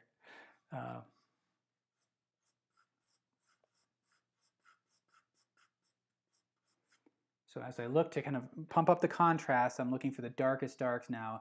Like I said, I established them earlier, but they've all kind of washed out a bit. So I'm just got to come back in and redefine them. I'm going to switch over here to a... There we go. Now right in here in this shadow, there's an interesting play. There's some bounce light underneath there. So I'll lift off some of that and kind of establish the darkest dark right under here. There's a kind of a shadow kind of wraps up around the grape here.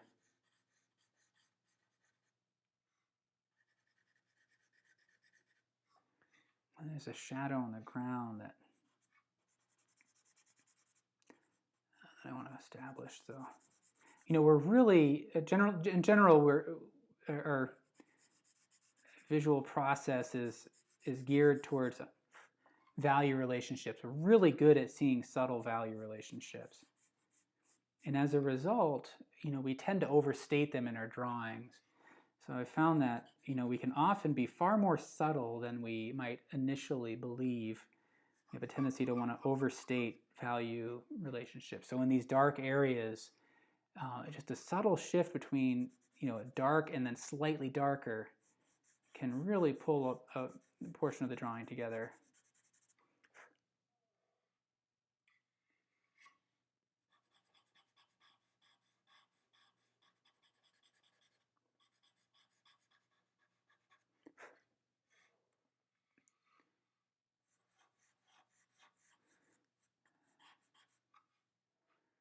So as I'm looking at this, you can see how I'm kind of attacking this grape by looking at the negative space here.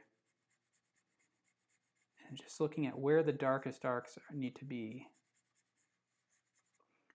So that requires kind of a shifting in between thinking negative space and then positive space, like I did along here. Where do I need to sharpen this up?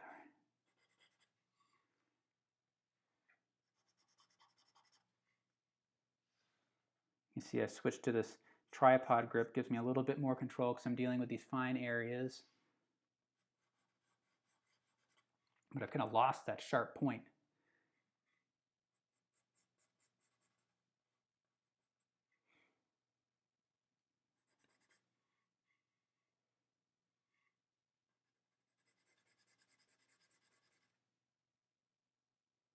So now I'm just kind of evaluating what's happening on the page. Again, I'm looking at the screen where it's a smaller kind of representation of this, and so it's equivalent to stepping back from it. So if you haven't stepped back from your work, it can be really helpful to do that. Or, you know, take your phone out and look at it through a small screen.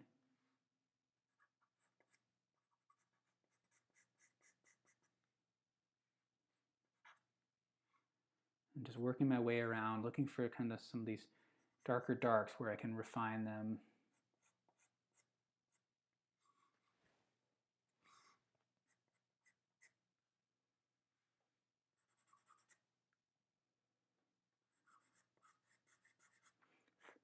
And now I'm going to switch back to the light and, you know, work on some of these areas here. Like I can do a little bit of mixing here with the white to suggest some of that translucency in that shadow. This is where I can start to see some of the details in there. sometimes working again, kind of going back to this process for working, starting from the major forms and then gradually adding the details. If I had started and just kind of finished one grape and then moved to the next, moved to the next, moved to the next, I run the risk of really kind of losing an understanding of how they all fit together. I think I want to make this light a little bit stronger.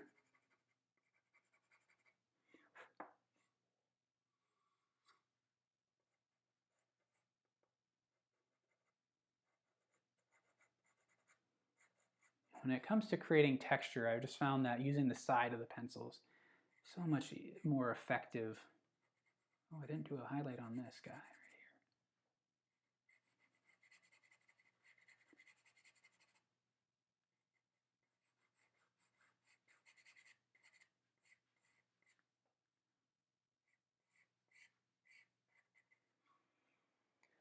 here. All right.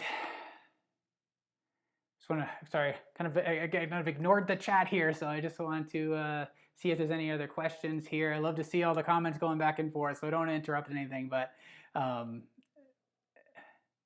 Kablua, solvents are bad for the respiratory. Yes, I try to avoid solvents as much as possible. So I don't know what that's quite in relationship to, but or relation to, but it's a good tip. What do I want to do here? Just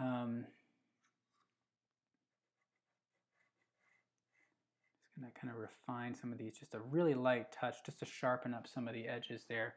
Not so much, I don't want it to create an outline, but I do want to kind of refine this a little bit.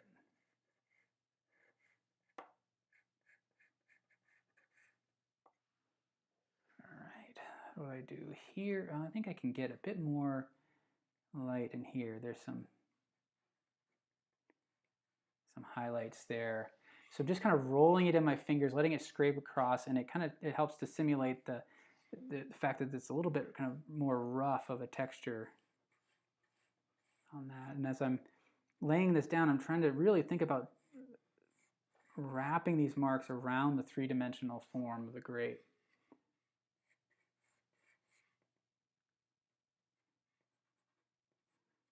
Apologize if it seems like I'm scowling at you. This is when the concentration kind of kicks in. I need to focus a little bit more. There's a little bit of light down there. That's cool.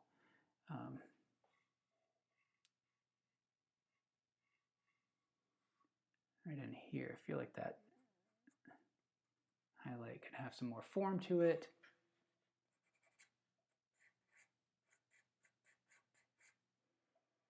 I'm blending out some of the transitions in value.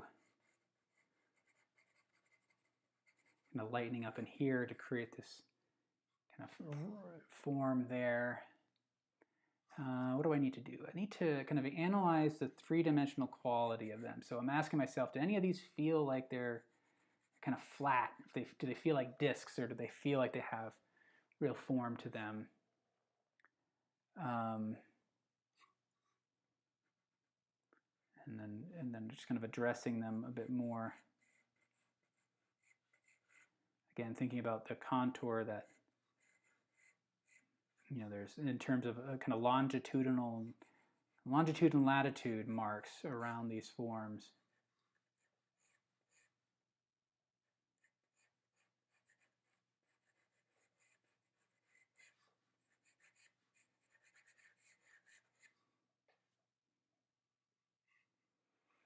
I think what I need to do is sharpen this edge up here.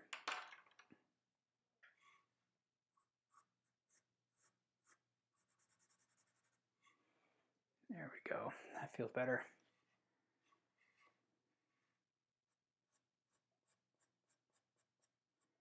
So trying to look for those alternating sequences, the play between light and dark. So as I follow along this, for example, they're changing the relationship between this is light, this is dark, coming down here, this is darker against this, which is slightly lighter, coming under here now where this is slightly lighter, that's darker, and then trying to change that up as much as possible. And that helps to create a sense of form.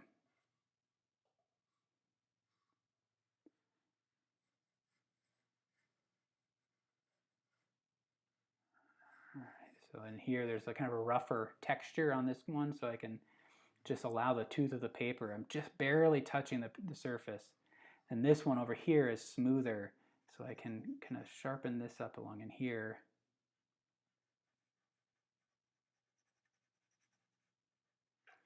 So this may be, I may end up kind of using the blending stump to really smooth this out. So this is, again, where now that I know that the overall form is pretty solid, I can spend my time focusing on the unique characteristics of each grape, and I don't have to be worried about how they all fit together. If I had started from a point, where I'm kind of finishing as I go, then I run that risk of it not all fitting together properly. But that's kind of my preference based on what I've learned works for me. I guess I know a lot of great artists who will kind of finish as they go, kind of map it out with a line, and then you just kind of move from one section to the next, and then it all fits together beautifully. One of my favorite painters, Neil Welliver, he would paint that way. He'd start in one corner, move down to the next, never going back. And that's insane. I don't know how he did it. Yeah, it's the coolest thing when I see people do it, but like I said, it just doesn't work for me. So I hope nobody feels like I'm making it a commentary on what's the right way to draw and what's not. I think really the right way to draw is what works for you and what serves you. So I'm just adding a little bit of depth there to the dark. If I enhance that, if I lift off a little bit of value over here, for example, that can create a little bit more form in the shadow area. Oh, that's weird.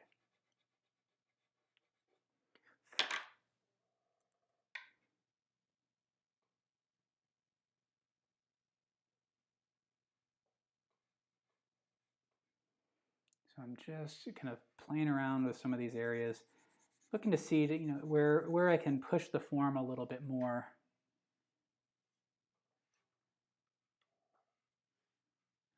Like right in here, there's this great bright back here in this negative space where there's a little bit of light catching on here. So I'm going to lift up a little bit and then refine.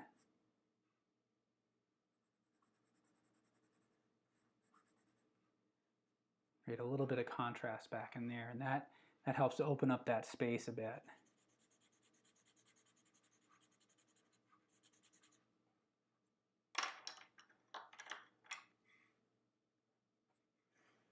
All right, so I think we're pretty close to done here. This is a relatively quick one. What do we have next week? Oh, I'm drawing a whale. It's been a long time since I've drawn a whale. I found a cool reference photo. Really kind of, I think that's going to be a challenge capturing this spray. But we're again, we tackle different subjects each week. So I'm in the process of planning out episodes for March. Next week will be a whale. I got to figure out whether I'm going to do that in charcoal or graphite. If you've been drawing along, or if you are watching this after the live event and you're drawing along, you'll see at the top of the chat, and you'll see that in the description below as well, there's a link to the landing page for this show where you can share your work. And I would love to see everybody's work. There's some really cool drawings that everybody's been posting. Some of you have done a lot of these, which is really cool to see. And what's really also encouraging too, are some of you are very open about one, so you say like, I'm not as happy with this one, and that's really encouraging. I love that you're willing to put yourselves out there and say, hey, this was a solid attempt. Here's what I learned from it.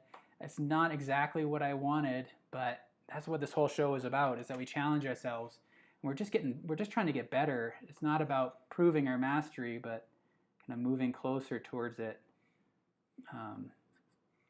So I love seeing all the attempts. I've certainly had some drawings on this show that have, come together better than others, and some that I wish I could just take back. But again, that's not really what art's all about.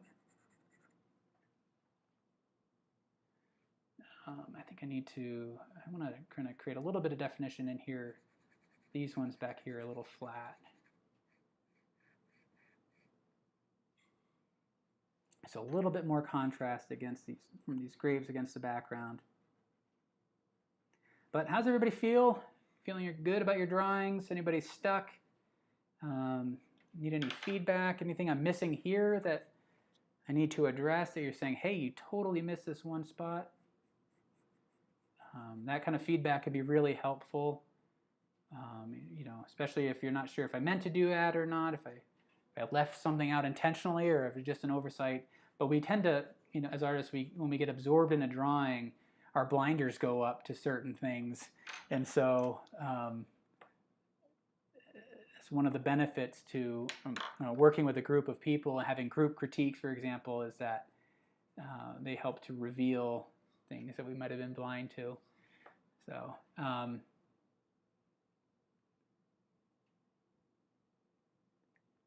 no, kablooey. Sounds like you've been going through a rough time.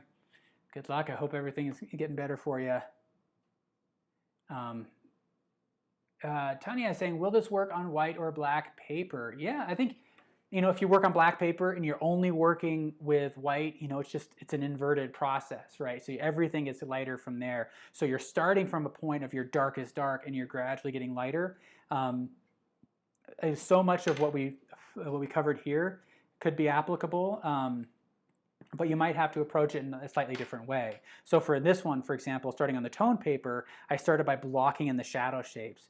What you might do on black paper is start by establishing the light shapes first, and then you have to do the negative space and try to get at that shadow shape in an inverted way. And if you're working on a white paper, then what you might try doing is toning the whole page.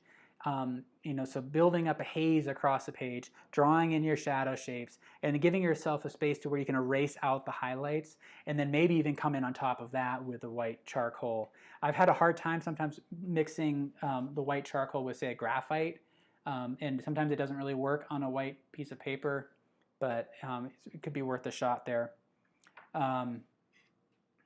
Monica, yours says, you say yours is coming along slowly, but it's looking okay. That's awesome. JC, I think it's funny how many of us have done them all. I do a collage of like subjects and post them on my Facebook page. That's awesome. Some good, some fails. That's awesome. But it's just a piece of paper. That's right. I mean, this is just a sheet of paper. This is not the only drawing we're ever going to do. You know, we're going to be doing, hopefully you'll be doing hundreds and hundreds of drawings in your lifetime. Some of them are really going to work. Some of them are going to be learning experiences. But I think if you have kind of a mindset that, you know, this is, it's always moving towards growth, you'll get there. You know, you got to get through. You got to have some fails, some falls off the bike, as it were, because that helps you to get, you know, really kind of understand where the limits are.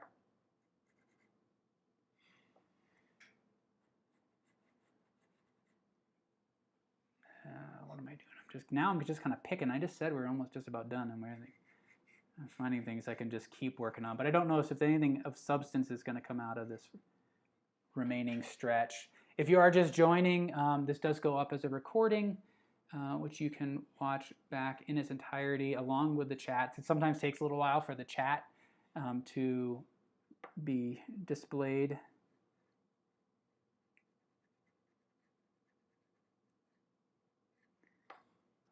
Yeah, I'm just kind of catching some of that bounce light on this one in here.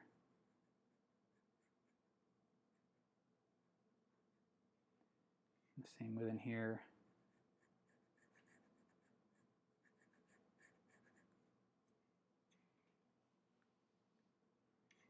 So again, I'm just kind of picking around, seeing where I can sharpen up edges, provide a little bit more clarity. Madison, asking, what is your favorite type of paper? My favorite type is a cotton rag paper. It can be a little challenging. Sometimes it really holds the material, so you can't necessarily erase back to the white light, the bright white, but it's a thicker paper that you can then really kind of scrub at and sometimes get it. I really love the texture of that. And that's I've done quite a few episodes with that. I like there's this Legion Stonehenge paper. It's one of these right here that I really like. I've been using the Hanamula paper, the smooth paper for graphite. I really enjoy that as well. It's kind of tricky to find though. It's that one there, and I really love this toned paper that I'm working with. That's this Strathmore toned gray. So they have like a toned tanned that's also really nice, but I like the gray as well. That's really kind of my favorite. And I didn't really draw a lot on toned paper prior to the series, so it's been a lot of fun, and I find that I really enjoy it, and I kind of have to force myself to not go to it every time. I just love the way the whites tend to pop off. It just tends to key everything down a little bit more naturally. When you start with a white paper, everything generally gets keyed up.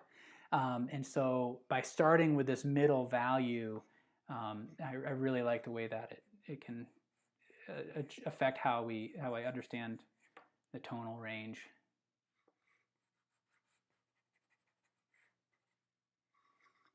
So let's see, any other questions here? All right, Joan, I'm glad for the comments there. Monica as well.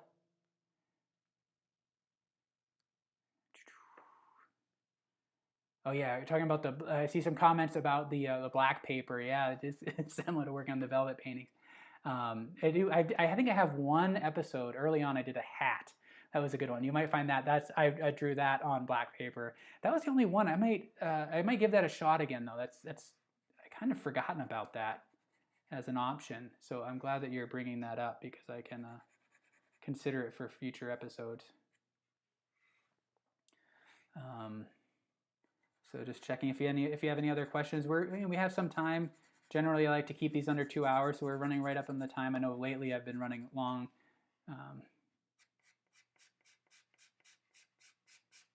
But I really do look forward to seeing everybody's drawings. I do my best to try to comment on them. Sometimes I can't get to everybody's, but again, if you're new, this is Drawing Together. My name's Scott Maier. This is Artist Network, and we do this every Wednesday, 3 p.m. Eastern. It is my favorite time of the week. I love this. So it's been awesome. I've been getting some emails from some of you as well, and we've had some really cool back and forth, and some of you have been sharing some possible subjects to draw, which is really cool. So I've got my, if you look on in the description below, you can find my website, Instagram, things like that. Here at Artist Network, my job is, in addition to this, is to produce videos.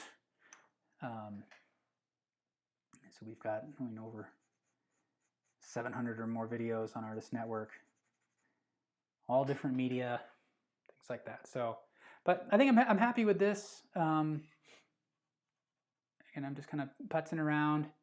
Glad you enjoyed these sessions. Oh, JC, yeah, JC said she saw the hat. That was a fun one. I forgot all about that.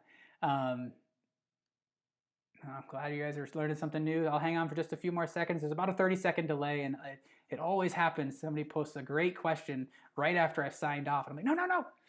I can't log back in to answer your question. So let's give it some shot. So I'll say goodbye to you all. Have a great week. I will see you all next Wednesday. We're going to draw a whale. It'll be awesome. I appreciate you all. Great feedback today. Great comments. Great questions. And you can, like I said, you can always email me if you have any other questions you'd like me to answer.